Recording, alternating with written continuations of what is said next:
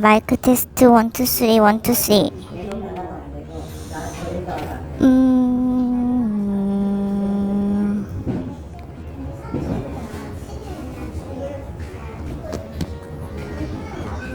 오늘 토요일이고요.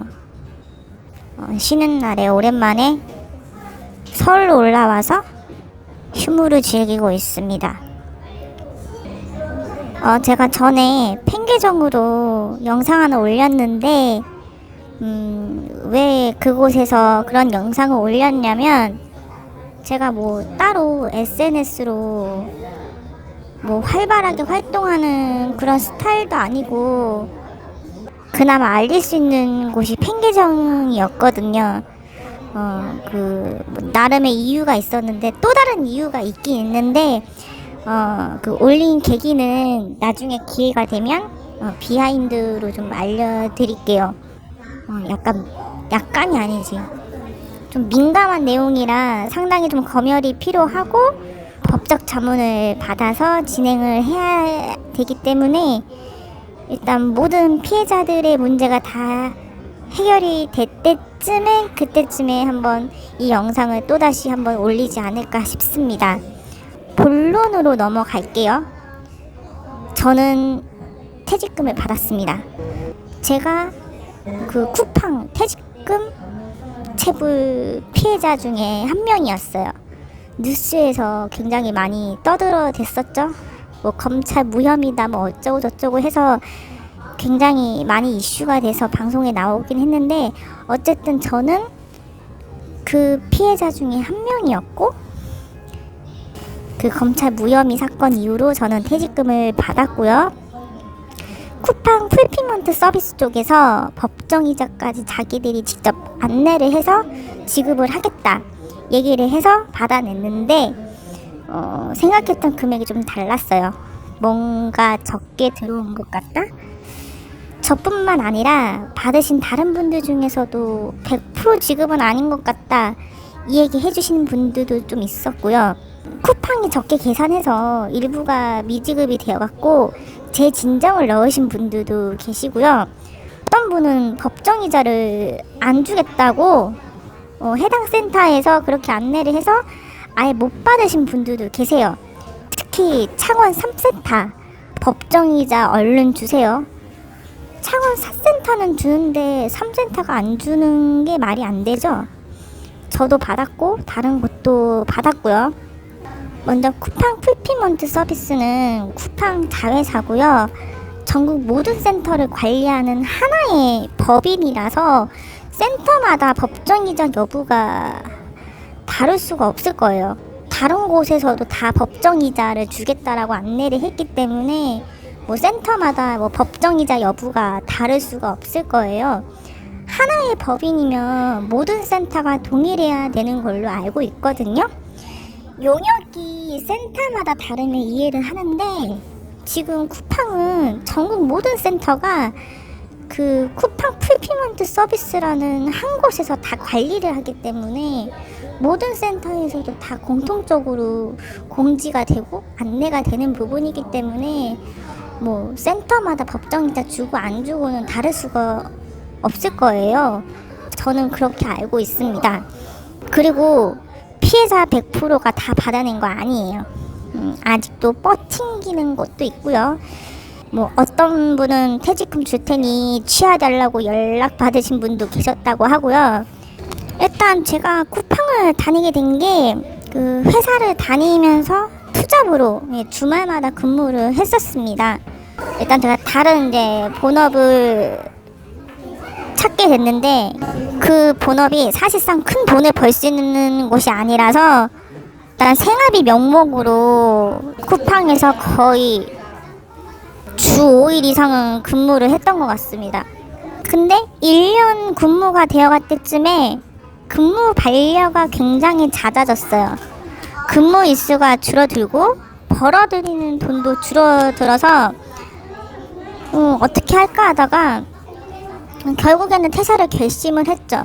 그리고 나서 돈을 많이 못 벌었으니까 좀 퇴직금이라도 있어야 좀 여유가 있으니까 퇴직금이 돼요. 저는 기준이 너무나도 되기 때문에 기준이 확실하기 때문에 저는 퇴직금이 됐었고요. 근데 그 리셋 규정 들먹이면서 퇴직금을 줄 수 없다고 하는 거예요. 뜬금없이. 제가 4대 보험 소득세 다 떼이고 거의 직원처럼 근무도 했고 기준이 안 된다고 해갖고 그 기점으로 다 리셋이 되어 버린 거죠.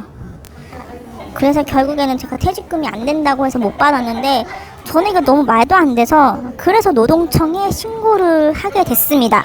이 퇴직금 피해자들이 일용직만 있는 게 아니고 계약직들도 있어요. 어쨌든 그 퇴직금 받기까지 그 과정이 굉장히 많이 험난했습니다. 2023년도에 직원들도 모르는 취업규칙이 있다고 하더라고요. 근데 그걸 알게 된 사실이 국정감사에서 얘기 나오고 처음에 알게 된 거예요. 그 전까지는 2023년도에 그 취업규칙이 변경된 줄도 아무도 몰랐죠. 제가 그 당시에 근무를 했었거든요. 제가 2023년도 1년 내내 거의 근무를 했기 때문에 모를 수가 없는데 뭐 취업규칙 설명회나 뭐 그런 게 주최된 적도 없고 동의서를 쓴 사실도 없어요. 이거는 피해자들의 공통된 내용입니다. 설명회를 연 적도 없고 동의서를 쓴 적도 없고요. 그러다가 전국적으로 이제 쿠팡 피해자들이 많아가지고 노동청에 이제 근로감독관 분들께서 얘기를 해주셨던 게 전국적으로 이제 대량으로 고소가 들어와서 한꺼번에 조사가 들어갈 거라고 얘기를 해주셔갖고 2024년 3월 말에 대량으로 조사가 들어갔습니다. 그리고 나서 뒤늦게 2024년 4월 초에 처음으로 취업규칙 설명회를 실시를 한 거죠. 이때 처음으로 연 거예요. 하루만 진행된 게 아니라 거의 며칠 동안 진행이 돼서 설명을 하고 동의를 얻어낸 거죠. 그리고 원래는 그 찬반 논의를 해야 되는데 찬반 논의를 제대로 했겠습니까? 그냥 설명 듣고 사인하라고 하니까 사인을 하는 거지. 어쨌든 과반수 동의가 되어야지 변경이 되는 거니까 신고가 들어가고 그제서야 취업규칙 설명회를 연 거예요. 피해자들이 돈을 받기까지 한 1년 내지에서 2년 정도 걸렸고요. 저는 거의 2년 걸렸습니다. 진짜 오래 걸렸죠. 제 문제는 계약직 분들이시거든요. 이분들은 해당이 안 된다는 거예요. 방송에서는 뭐 일용직 퇴직금이라고 얘기를 하지만 사실상 여기 피해자들 중에 계약직 분들도 포함이 되셨거든요. 그러니까 일용직들만 얘기가 나오니까 그냥 일용직들한테만 주겠다. 계약직 분들은 당연히 줘야 되는데 왜 안 준다는 건지 이해가 안 돼요. 그 피해자 한 분께서 이제 올려주신 그 문자 내용에서 그 단체 협약이나 취업규칙에 해당되는 그 휴직을 근속 기간에서 제외하기로 명시된 경우에는 예외적으로 해당 휴직 기간을 근속 기간에서 제외할 수 있다. 이거를 고용노동부한테 승인을 받았다는 거예요. 1년 넘으신 분들이거든요. 거기 이제 쿠팡에 일하시는 계약직 분들도 아셔야 되는 게 이거는 모르시는 분들이 훨씬 많을 거예요. 그 휴직 기간을 그 근속 일수에 전부 다 제외를 시킨다네요. 그게 취업규칙에 있다고 해요. 그걸 단체방에 그게 올라왔어요. 진짜 이거는 계약직 분들이 제일 문제인 거예요. 아직 이거 끝나지 않았습니다. 쿠팡 노조 쪽에서 연락이 왔어요. 그때 시기가 2024년 9월쯤이었죠. 전화 받을 당시에 그 퇴직금 체불 담당팀이 결성이 됐다고 하는 거예요. 최근에 담당팀이 결성됐다 하면은 뭐 2024년 9월에 받았으니까 그때쯤에 결성이 됐겠죠. 그리고 10월 초에 피해자 단체방이 만들어져서 그때 피해자들이 모이기 시작했던 거죠. 2024년 연말쯤에 일부 피해자들이 공동 진정서를 냈고요. 근데 그 노동청에서 이제 기소를 해갖고 검찰에 넘겼는데 그때 무혐의가 났죠. 무혐의가 나왔는데 그 과정에서 뭔가 이상한 정황이 있어서 항소를 했다고 단톡방이 올라온 게 기억이 납니다. 그 최근에 검찰 무혐의 사건이 터지면서 그 난리가 났죠. 어쨌든 그 최근에 그 검찰 무혐의 사건이 터지고 쿠팡 풀피먼트 서비스 대표이사 정종철 그 이사가 나와갖고 불이익 취업 규칙을 없애고 원상복구하겠다, 퇴직금도 돌려주겠다라고 발표를 했죠. 피해자들이 센터 급여 담당팀들에게 연락을 해서 문의를 했어요. 어떤 분은 고소는 안 할 테니 퇴직금만이라도 줘라. 그런데 쿠팡은 논의 중이다라는 말로 계속 시간을 지체하고 질질 끌었습니다. 어쨌든 단체방에 이제 피해자들끼리 정보가 다 공유가 되는 상황이었어요. 여기서 진짜 웃긴 일이 터집니다. 동탄센터 근무자 한 분이 10월 30일까지 퇴직금을 받을 수 있다, 그 지급된다는 안내를 받은 거예요. 이 문자를 단체방에 올려주셨어요. 근데 같은 센터에서 근무했던 다른 한 분은 안내를 못 받았거든요.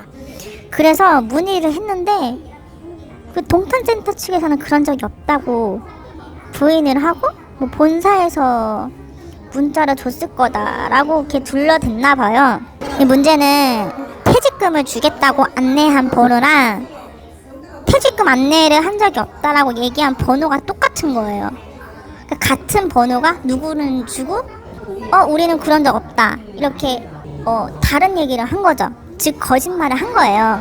이게 들통이 나서 그 피해자분이 열받아갖고 그 단체방에 올라온 그 퇴직금 안내 문자를 이제 그 급여 담당팀한테 보내고 왜 거짓말 하냐고 뭐라 하니까 그제서야 이제 10월 30일에 지급이 될 거라고 뭐 거의 엎드려 절받기 식으로 이제 안내를 받은 거예요. 그 동탄센터 측에서 거짓말한 그 정황이 담긴 그 녹취록이랑 문자를 피해자분이 단체방에 올렸습니다. 그러다가 갑자기 취소가 된 거예요. 오안내였다, 뭐 혼선을 드려서 죄송하다, 이 문자가 단체방에 올라왔어서 어쨌든 갑자기 취소가 된 거죠. 주겠다고 했는데 갑자기 오안내였다라고 또 말을 바꾼 거죠. 피해자들은 빡치는 거죠. 얼마나 열받겠어요. 왜 한 입 갖고 두 말 하냐고요. 아니 그것도 번호가 같은 번호로 그렇게 얘기를 한 거예요. 뭐야 이게, 장난하는 것도 아니고. 네, 그러다가 이제 노조원분들이 이제 쿠팡 본사랑 이제 본 교섭에 이제 들어갔고요. 그 퇴직금 관련해서 이제 11월 15일까지 소급 적용하겠다, 이 단체방에 이제 정보 공지로 이제 올라왔고요. 근데 어떤 분이 자세하게 퇴직금 지급일에 대해서 문의를 하니까 그 소급 적용이 퇴직금 지급까지 포함이라고 얘기를 해주셨어요. 한마디로 이제 11월 15일까지 퇴직금 지급을 하겠다라는 약속을 받아낸 거죠. 그래서 이제 일용직 피해자들이 이제 퇴직금을 받게 되는데 그 동탄센터에서 근무했던 그 피해자 한 분이 퇴직금을 계산하다가 이상한 걸 발견한 거예요. 원금보다 더 적게 들어왔던 거죠. 그리고 결정적으로 그 불이익 취업규칙 적용했던 당시에 원래 퇴직금 대상자가 맞았던 거예요. 그거를 계산하다가 이분이 발견을 하시게 된 거예요. 그러니까 법으로 보면 사주 평균 15시간 이상, 즉 60시간 이상이 되면은 기준에 포함이 되거든요. 근무 시간으로 계산을 하는 거예요. 그러니까 보통 이제 기본 시간이 8시간이잖아요. 8시간 근무를 하니까 그 기준으로 8일 이상 근무를 해야 이제 기준이 될 수가 있었던 거죠. 이거는 기본 8시간 근무했을 때 얘기인 거고요. 그러니까 중요한 건 연장 근무도 근무 시간이라서 포함이 되거든요. 그러니까 굳이 8일 이상을 무조건 근무를 해야 되는 게 아니라 7일 근무를 하든 6일 근무를 하든 60시간 이상만 넘기면 됐던 거였어요. 근데 그 피해자분이 진짜 안타깝게 그 사주 한 구간이 7일이라서 그 기준점으로 그 전에 일하는 근무 횟수가 재달 리셋이 됐는데, 알고 보니까 그 연장 근무를 고정적으로 40분을 했었던 거예요. 그래서 그거를 계산을 해보니까 사실상 60시간 이상이 됐던 거죠. 그러니까 원래 퇴직금을 받을 수 있었는데, 그냥 고의인지는 모르겠지만 그 쿠팡 측이 그 연장 근무 시간을 누락을 시키고 리셋을 시켜버린 거예요. 애초에 리셋 자체도 될 수가 없었고, 그거를 알고 나서 더욱더 빡친 상태가 된 거죠. 더 문제는 고용노동부도 이걸 조사나 확인조차 안 했던 것 같거든요. 아무튼 이제 그분이 이제 문의를 계속 한 거죠. 더 웃긴 사실은요, 그 퇴직금 지급한다고 문자 오던 당시에 법정이자든 명세서든 문의하면 바로 칼같이 대답을 했대요. 근데 그 연장 시간 누락건에 대해서 문의를 하니까 아예 답장도 없고 그 뒤로 문자가 아예 없었던 거예요. 그래서 결국 이 피해자는 노동청에 재진정을 신청을 하게 됐고요. 근데 이 피해자가 원래 그 신고했던 지청을 신뢰를 하지 못해갖고 다른 지청에다가 진정서를 넣었대요. 근데 그 담당 관할이 따로 있어서 결국에는 처음에 신고했던 그 지청으로 이관이 돼갖고 그 이관이 되는 그 과정이 조금 시간이 좀 지체가 됐나 봐요. 이번 퇴직금 받기까지 노조원분들의 역할이 정말 많이 컸어요. 진짜 전국적으로 돌아다니면서 막 퇴직금 피해자분들 이제 모으고 다 하셨거든요. 막 방송에서 연락 오면은 피해자들한테 인터뷰 연결시켜주고 진짜 많은 일들을 하셨는데, 진짜 노조원분들이 진짜 제일 고생 많으셨어요. 진짜 노조원분들께 진심으로 너무 감사드리고요. 뒤늦게 지급받은 일용직 피해자분들도 정말 고생이 많았고, 아직도 지급받지 못한 계약직 피해자분들은 꼭 지급을 받으셨으면 좋겠어요. 그리고 노조원분들은요, 저희랑 똑같이 쿠팡에서 근무했던 직원분들이세요. 그 직원분들이 노조원 활동을 하셨는데, 그 활동하는 과정에서 쿠팡 측이 그 없는 이유를 만들어갖고 다 해고를 시켰더라고요.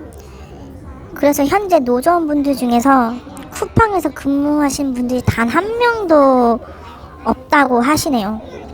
그래서 이분들도 지금 이 부당 해고에 대한 이제 그 재판을 계속 하고 계시고 있고요. 그 일부는 승소를 받아냈고 다른 분은 아직도 인정을 받지 못했다고 하는데, 이분들은 정말 억울한 거죠.